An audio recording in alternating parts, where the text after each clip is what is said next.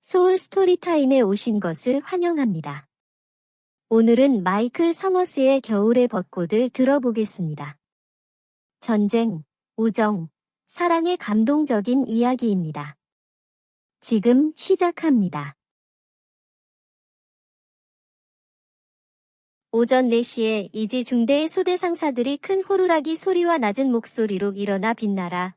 멍청한 놈들아 움직여, 움직여 라고 외치며 잠에서 깨어난 병사들을 재빨리 깨웠다. 병사들은 재빨리 군복, 전투화, 헬멧, 80파운드짜리 짐을 챙겨 트럭에 올랐다. 차량들은 북쪽으로 빠르게 달려가며 질식할 듯한 붉은 먼지, 구름을 일으켰다. 그러는 동안 후지산의 거대한 하부 덩어리는 여전히 어둠 속에 숨겨져 있었고 태양의 희미한 오렌지색 광선이 험준한 지형을 비추기 1시간 전이었다. 중령 존스는 이제 중대에 3일 동안 1년의 가파른 능선으로 행군하라고 명령했습니다. 그곳에 도착하면 중대는 방어 경계를 설정하고 에이블 중대와 찰리 중대에 대한 모의 작전을 수행했습니다. 에이블 중대와 찰리 중대는 이들을 찾아내 파괴하는 임무를 맡았습니다. 한편 에이블과 찰리는 M1 가랜드 39경과 59경 기관총, 2.8인치 로켓, 50mm와 81mm 박격포, 수류탄 작업을 위해 사격장으로 향했습니다. 마지막으로 5번째 밤이 어두워진 후 존스는 에이블과 찰리에게 이지 중대의 위치에서 5마일 이내로 행군하여 모의 정면 공격을 시작하라고 명령했습니다. 기갑편대는 이지 중대의 참호에 대한 공격을 엄호하기 위해 중화기를 사용했습니다. 이지의 부하들은 태양의 첫 햇살이 지평선을 가르는 순간 차량에서 내렸다. 지형은 이제 더 다양해졌고 이전보다 거칠고 더 거칠고 더 거칠어졌으며 현재 위치 너머에는 낮은 언덕이 늘어서 있었다. 그리고 그들과 최종 목표 사이의 거리에서 부하들은 일련의 위압적인 산등성이, 계곡, 험준한 협곡, 숲을 마주했다. 후지산이 불길하게 우뚝 솟아 있었다. 너무 커서 부하들이 손을 뻗어 만질 수 있었다. 태양이 동쪽 언덕 위로 떠오르자 간토 평야에 짙은 보라색, 빨간색, 반투명한 노란색이 담요처럼 덮였습니다. 성화세 중위는 소대를 대형으로 조정하고 소대장이 앞으로 4일 동안 직접 지휘를 맡을 것이라고 병사들에게 설명했습니다. 먼저 중위는 소대장에게 지형도와 나침반을 가지고 가서 소대가 매일 밤 야영할 지역에서 만나라고 명령했습니다. 그런 다음 그는 8명으로 구성된 5개 소대에게 3일 동안 60마일의 경로를 행군하고 매일 저녁 충분한 시간을 남겨서 여우구를 파고 도청소를 만들고 일몰 전에 방어 경계를 확립하라고 명령했습니다. 5시 30분에 남자들은 짐을 들어 올렸고 그 무게가 어깨를 깊이 물었습니다. 그들은 발을 조정하여 부자연스러운 덩어리를 몸 전체에 퍼뜨렸습니다. 잭은 분대원들에게 1시간 동안 하이킹을 한 다음 식사를 위해 휴식을 취하라고 명령했습니다. 산길은 숲을 지나 부드럽게 시작해서 후지산의 우뚝 솟은 원통형 원부를 향해 더 험난한 지형으로 이어졌습니다. 흥분이 잭의 혈관을 타고 솟아올랐습니다. 그러자 땀이 흘러내려 이마를 타고 흘러내렸고 다리 근육이 느슨해져서 걸음걸이가 리드미컬해졌고 자신감이 부풀어 올랐습니다. 그는 뒤에 있는 남자들이 숨을 들이쉬고 내쉬고 들이쉬고 내쉬는 소리를 들었고 그들의 얼굴을 훔쳐보았고 그들이 붉어지고 어색하게 진지하다는 것을 보았습니다.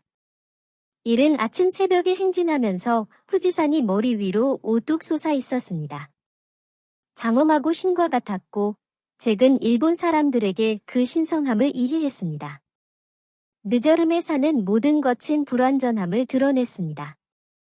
그리고 그것이 그를 자석처럼 그 화려함에 더 가까이 끌어당겼을 때 그가 산을 정복하고 싶어한 것은 아니었지만 그는 산과 하나가 되어 그 비밀로부터 배우고 싶었습니다. 그는 땀으로 등과 가슴이 축축해지고 태양이 더 큰 부담이 되어가면서 산을 생각할 때 미치코가 떠오르는 것이 이상하다고 생각했습니다.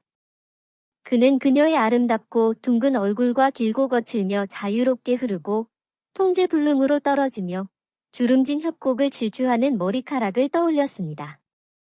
그는 그녀의 무성한 검은 머리카락, 엉덩이의 폭발적인 움직임, 땀의 고운 윤기와 섞인 그녀의 피부에 반사되는 빛을 다시 생각했습니다. 그녀의 삐뚤는 듯한 짙은 갈색 눈은 그의 상상력의 깊이를 사로잡았고, 이러한 생각은 가늘고 가볍게 빙빙 돌았습니다. 그리고 그들은 온 것처럼 갑자기 사라졌고, 그는 다시 한번 그의 뒤에 있는 남자들의 흔적과 리드미컬한 호흡에 집중했습니다. 길은 오른쪽으로 급하게 구부러진 다음 낙엽수 숲을 지나 200피트 아래의 산에서 흘러내린 개울로 급격히 떨어졌습니다. 개울은 20피트 너비의 협곡을 가로질러 흐르고 건넌 후 그들은 어둡고 붉은 갈색 산기슭을 지나 후지산의 낮은 산으로 가는 더 힘든 여정을 시작할 것입니다. 키가 큰 단풍나무가 개울가를 푸른 잎으로 그늘을 드리웠고 가을에는 밝은 빨간색으로 변했고 나무 사이에는 분대가 쉬고 아침 식사를 할 수 있을 만큼 충분한 공간이 있었습니다. 각자는 6일간의 임무에 필요한 식량을 충분히 챙겼고 아침과 점심, 저녁을 조심스럽게 구분했다. 마침내 퍼킨스는 배낭에서 손을 꺼내 가지고 왔어요. 라고 소리쳤다. 그의 긴 털이 많은 손가락이 아침 식량을 담은 금색 깡통 3개를 꽉 잡았다. 도대체 여기 뭐가 있는 거야? 그는 소리쳤다. 어떤 남자들은 서로 어울리며 지켜보았다. 다른 사람들은 근처 나무에 오줌을 누거나 담배를 피우거나 움직이지 않고 서서 개울이 아시 호로 내려가는 것을 지켜보았다. 삼촌 샘이 오늘 우리에게 잘 먹여주셨어요. 계란, 핫도그, 파운드 케이크, 복숭아 통조림. 후, 이게 뭐야? 퍼킨스가 소리쳤다. 깡통 좀 보여주세요. 유진이 말했다. 당신만의 것이 있잖아. 퍼킨스가 으르렁거리며 대답했다.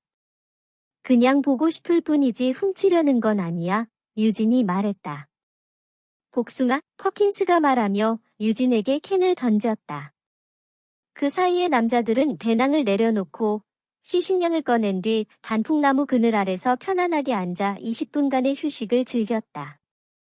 이런, 개자식아, 유진이 소리쳤다. 날짜가 1943년 2월로 찍혀 있잖아. 비건의 잔재야. 으악, 7년 된 복숭아야. 내 복숭아는 1942년 산이야. 난 방금 빌어먹을 식욕을 잃었어. 로버트가 으르렁거렸다. 좋아, 잔소리 그만해. 식량은 군인을 죽이지 못할 거야? 그냥 먹어. 게다가 3주 후면 스테이크와 맥주로 잔치를 벌일 거야. 잭이 그들에게 상기시켰다. 남자들은 단풍나무 아래에서 쉬고 있었고 짙은 푸른 하늘의 고요함은 이른 아침에는 기분 좋았지만 오후에는 지옥 같은 더위를 약속하고 있었습니다. 개울이 그들 옆을 구불구불 흐르고 허리 높이의 갈대가 반대편 제방에서 두껍고 둥근 묶음으로 자랐습니다. 거대한 노란 나비 무리가 바람에 날았고 그들의 종이 같은 날개는 척박한 화산 배경을 밟고 천사처럼 흔들렸습니다. 반짝이는 개울, 노란 나비, 거친 풍경은 인상파 그림의 한 장면을 만들어냈습니다. 아마도 반 고흐의 그림이었을 것입니다. 상상력을 자극합니다. 잭은 이 모든 것을 알아차리고 조용히 아침 식량을 먹고 아편처럼 자연의 아름다움이 자신의 존재를 진정시키도록 내버려 두었다. 그러고 나서 그는 가방에서 스케치북을 꺼내 맹렬히 작업하기 시작했고 태양을 향해 구부러진 가느다란 녹색 갈대를 그려내며 마치 새끼가 어미의 젖가슴을 더듬는 것처럼 창조물을 껴안으려 했다. 잭은 물 표면에서 낮게, 그리고 갈대 위로 높이, 그리고 다시 아래로 날아다니는 노란 나비의 휘두르는 움직임을 더해 코발트색 하늘에 눈부신 노란색의 희미한 안개를 만들어냈다. 그리고 그는 은혜색 개울의 색을 스케치했는데 그 표면은 밝게 웃고 있었고 크림색 구름 무리가 유혹적으로 떠다니는 높이, 그리고 전경을 지배하는 화산 지형의 삭막함을 스케치했다. 그의 손가락이 움직이지 않고 그의 주위가 진흙탕 개울가에서 위로 솟아오르는 갈대의 정렬에만 고정되어 있을 때 움직임이 그의 주의를 끌었다. 그것은 잭이 수백 번이나 본 움직임이었다. 그것은 아름다움에 축복받은 장면이며 예측할 수 있고 불가피한 장면이며 아버지가 아들에게 그 신호를 가르치고 그것은 한 세대에서 다른 세대로 전해진다. 그만 떠들고 갈대 옆을 봐, 물속의 움직임을 봐, 잭이 말했다. 나도 지켜보고 있었어. 퍼킨스가 속삭였다. 다른 남자들은 말을 멈추었고 축복받은 듯이 조용해졌으며 몇 마리의 새가 지저귀고 무리 아래로 굴러갈 때 나는 소리만 들렸습니다. 그러자 개울이 갑자기 크게 벌어졌고 큰 갈색 송어가 하늘 높이 뛰어올랐습니다. 넓은 입과 부채꼴 모양의 꼬리 지느러미가 동쪽에서 서쪽으로 격렬하게 흔들렸습니다. 남자들은 경외감을 느끼며 지켜보았고 더 높이 올라갈 수 있을 것이라고 생각하지 못했습니다. 그래도 그 에너지는 하늘을 향해 더 높이, 나비를 향해 올라갔고 그곳에서 진주 같은 천국의 문에 눈을 깜빡였다가 굉음을 내며 머리부터 떨어졌습니다. 맙소사. 이렇게 아름다운 송어는 처음 봐요. 월터 에벗이 소리쳤다. 여기 머물러서 60마일 행진은 포기하는 게 어때? 뱀 같은 프랭크 코너스가 제안했다. 퍼킨스는 내게 플라이 낚싯대가 있었다면 이라고 말했다. 누가 낚시를 필요로 하나요? 로버트가 웃으며 말했다. 나는 하루 종일 쉬고 알몸으로 수영할 거예요. 벌거벗고 수영하는 거, 왜 내가 그걸 생각하지 못했을까? 유진이 소리쳤다. 그리고 그는 바지를 벗고 벌거벗은 채로 섰고 발에는 전투화만 신었다. 맙소사, 로버트가 소리쳤다. 저 분홍 얼굴의 꼬라지가 앞뒤로 휘두르는 걸 봐. 그걸로 플라이볼을 치는 거야, 유진. 엿먹어, 로버트. 유진이 소리치며 미친놈처럼 개울로 달려들었다.